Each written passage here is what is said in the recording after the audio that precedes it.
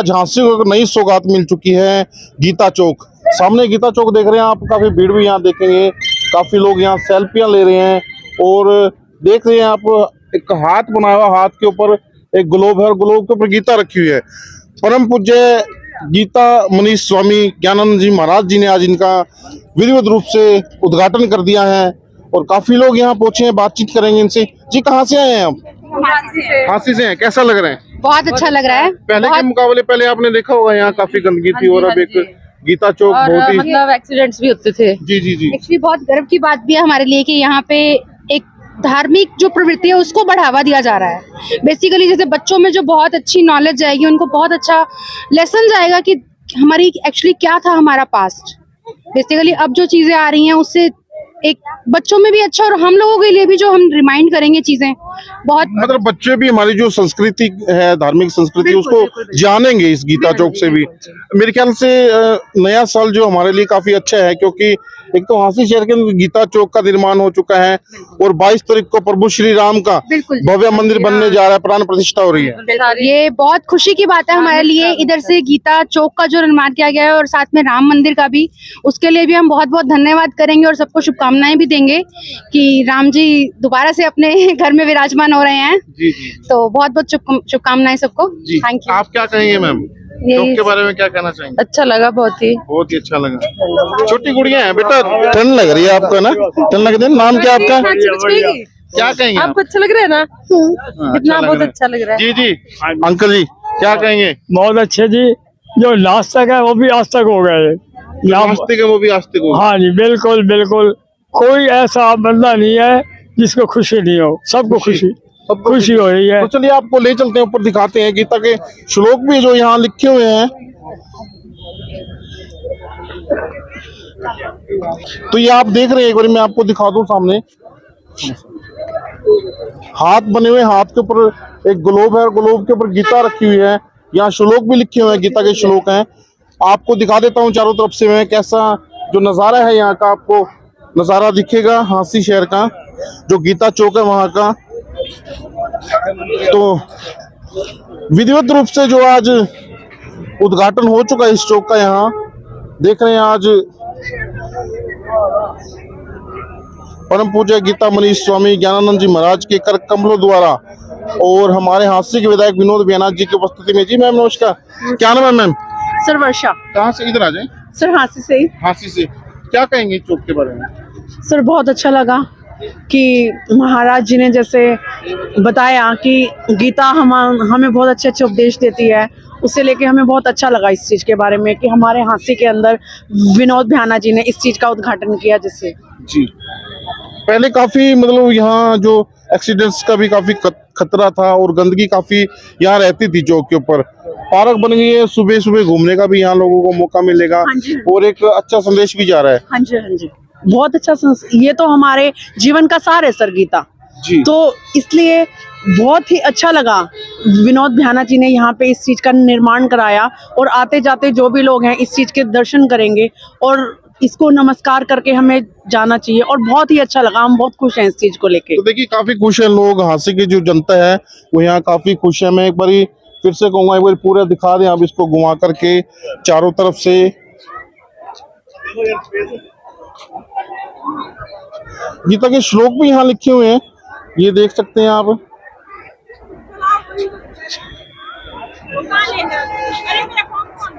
एक अच्छा जो चौक है उसका यहाँ निर्माण हुआ है, गीता चौक का।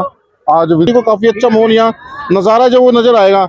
जी सरदार जी क्या कहेंगे इस चौक के बारे में? सबसे पहले तो मैं झांसी के विधायक श्री विनोद बेनाथ जी को हार्दिक शुभकामनाएं देता हूँ। उनके अनथक प्रयासों से बहुत ही कम समय के अंदर ये चौक बन के तैयार हुआ। यहाँ झांसी को 4 चांद लगाने का काम किया गया है जी। और इसके लिए मैं विनोद बेनाथ जी और पूरे कृष्ण कृपा परिवार को हार्दिक बधाई देना चाहता हूँ। जी जी जी। इस चौक से झांसी का एक नया ही रूप उभर के आया है। और एक एंट्री पॉइंट नहीं था झांसी शहर का, लोग सीधे निकल जाते थे, किसी को ये नहीं पता था भाई झांसी शहर अंदर से है, ये बाईपास हो गया। अब लोगों को हो जाएगा ये बाईपास है, ये एंट्री पॉइंट है शहर का, तो शहर की ओर जिसको जाना वो शहर की ओर चला जाएगा। एक बात है जी शमी जी, इन्होंने एंट्री पॉइंट के ऊपर भी तीनों तरफ इन झांसी का मोमेंटो लगा के दिखाना चाहे झांसी है ये।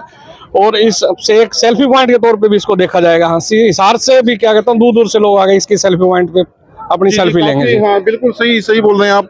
काफी अच्छा जो हाँसी को एक सौगात मिली है यहाँ गीता चौक की जो सौगात मिली है, काफी सुंदर चौक बना है, काफी लोग सेल्फी भी यहाँ ले रहे हैं। भारत भूषण म्याना जी हैं, प्रधान जी नमस्कार। और कैसे हैं आप, बताएं। बहुत बढ़िया सर। क्या कहेंगे आज जो ब्याना साहब ने एक ये सुनहरा कदम उठाया है इस शहर को और उत्तम बनाने का, मैं तो कहूँगा कि भारतीय जनता पार्टी के ये सारे कदम ही उत्तम है। कभी गीता चौक बन रहा है और शहर में इतने चौक बनाए जाएंगे कि आप लोग देखेंगे, और ये भारतीय जनता पार्टी का एक बहुत बड़ा कदम है। मैं बार बार हमारे विधायक साहबान को और हमारे गीता मनीषी भगवान के चरणों में नमन करता हूं और आप लोगों को भी बधाई के पात्र हैं आज के दिन के लिए। धन्यवाद करता हूं जी, बहुत शुक्रिया जी। मेहता साहब नमस्कार जी। सबसे पहले मैं आपका धन्यवाद करता हूँ, आप पत्रकार होने के नाते सबसे पहले पहुंचे। और जो आज हमारे ब्याना साहब जी ने ये गीता ज्ञान का चौक बनाया है और जो ये सेवा करे है इनको फल मिलेगा। हर चीज को जिला बनाने की शक्ल में ही सारे चौक बनने हैं, बहुत जल्दी ही जिला बनेगा। भाइयों बहनों, गीता अपने घर में रखा करो, बच्चों को पाठ बनने के लिए दिया करो, विद्वान बनेंगे, नेक बनेंगे, महान बनेंगे। जय हिंद। मेहता साहब चुनाव लड़ने की तैयारी तो नहीं है, इतनी तेज आवाज में दूर तक आवाज जा रही है आपकी। ये तो भगवान की कृष्ण की कृपा है आवाज की। जी जी जी चुनाव चुनू तो मैं लड़वाना जानता हूँ, लड़ना नहीं जानता। जी देवेंद्र मेहता जी, जी क्या कहेंगे।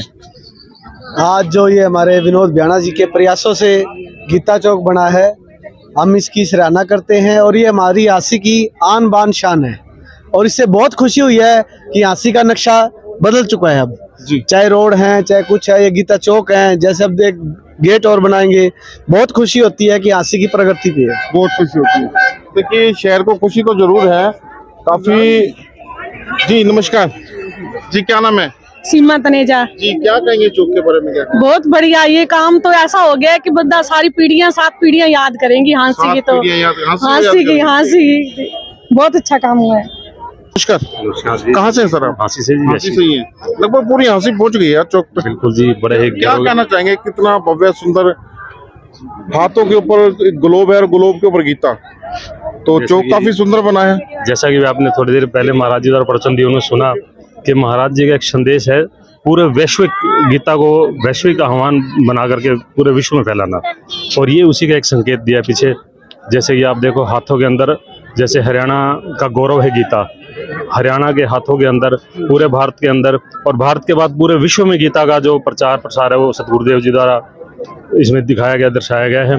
और आज बड़ा हर्ष का विषय है कि हाँसी में गीता चौक बना है और एक बहुत ही सुंदर और दिव्य वातावरण का। जी जी देखिए नया साल काफी, मैडम नया साल काफी खुशियां लेकर के आया है। एक तो हाँसी शहर में चौक बन गया, दूसरा भगवान प्रभु श्री राम की प्राण प्रतिष्ठा 22 तारीख को होने जा रही है, तो क्या कहना चाहेंगे। गीता पढ़े और पढ़ाएं, खुद पढ़े औरों को भी पढ़ाएं। जय श्री कृष्ण। जय जी यही संदेश है, सब गीता पढ़े और खुद भी पढ़े औरों को भी पढ़ाएं और सब गीता ज्ञान संस्थानों से भी जुड़े। जय श्री कृष्ण। मशहूर कथावाचक राघवेंद्र सरकार हमारे साथ मौजूद हैं और बातचीत कर लेते हैं स्वामी जी से।